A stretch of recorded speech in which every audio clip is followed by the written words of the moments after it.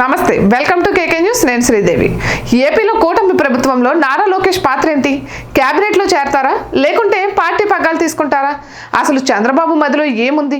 AP political సర్కిల్లో ఇదో ఆసక్తికర చర్చ నడుస్తోంది. మొన్న మధ్యన బుద్ధ వెంకన్న టీడీపీ పగ్గాలు లోకేష్కి అప్పగించాలని కోరారు. ఆయన చంద్రబాబుతో పాటు లోకేష్కు వీర విధేయుడు. వారి అనుమతి లేకుండా అలా మాట్లాడి ఉంటారా అన్నది ఒక రకమైన అనుమానం. ఇక లోకేష్కు పార్టీ పగ్గాలు అప్పగించడం వెనుక పెద్ద వ్యూహం ఉన్నట్లు కూడా ప్రచారం జరుగుతోంది.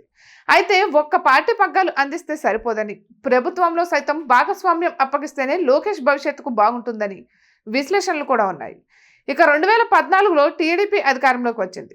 అప్పట్లో ఎమ్మెల్సీ అయిన లోకేష్ను మంత్రివర్గంలోకి తీసుకున్నారు.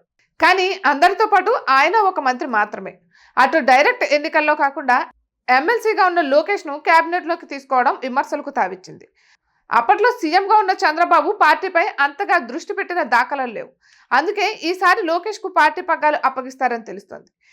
అయితే కేవలం పార్టీ పగ్గాలు అందిస్తే ఎటువంటి ప్రయోజనం ఉందని, మంత్రి హోదాతో పాటు చంద్రబాబు తర్వాత లోకేష్ అన్నట్లు పదవి ఇస్తేనే ప్రయోజనమని తెలుగుదేశం పార్టీ వర్గాలు చెబుతున్నాయి. లోకేష్ విషయంలో విపక్షాలు మారుమాట చెప్పే అవకాశం లేదు. గతం మాదిరిగా దొడ్డిదారిని వచ్చారని ఆరోపించడానికి వీల్లేదు. లోకేష్ తనను తాను ప్రూవ్ చేసుకున్నారు. మంగళగిరి ఎమ్మెల్యేగా 90,000 పైచిలకు మెజార్టీతో గెలిచారు. ఏకపక్ష విజయం సాధించారు. అసలు టీడీపీ గెలవలేని నియోజకవర్గంలో సత్తా చాటారు. అందుకే ఆయనకు పార్టీ పగ్గాలు అందించేందుకు ఇదే కరెక్ట్ సమయం. అదే సమయంలో కీలక మంత్రి పదవితో పాటు డిప్యూటీ సీఎం హోదా కల్పించాల్సిన అవసరం ఉంది.